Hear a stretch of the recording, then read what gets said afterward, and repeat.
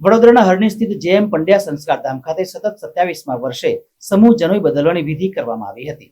શ્રાવણી પૂનમ રક્ષાબંધનના પવિત્ર પર્વે હરણી સ્થિત જે.એમ. પંડ્યા સંસ્કાર ધામ ખાતે દર વર્ષની જેમ આ વખતે સતત 27મા વર્ષે નિઃશુલ્ક સમૂહ જનોઈ બદલવાની વિધિ કરવામાં આવી હતી, જેમાં બહોળી સંખ્યામાં બ્રાહ્મણો શાસ્ત્રોક્ત વિધિ સાથે જનોઈ બદલવાની વિધિમાં જોડાયા હતા. અંદાજે 4 કલાક ચાલેલી વિધિ બાદ હાજર તમામ બ્રાહ્મણોએ સપરિવાર બ્રહ્મભોજનનો લાભ લીધો હતો. જે.એમ. પંડ્યા સંસ્કાર ધામ પ્રતિવર્ષ શ્રાવણી પર્વમાં બ્રાહ્મણોને જનોઈ બદલવાનો કાર્યક્રમ રાખવામાં આવે છે.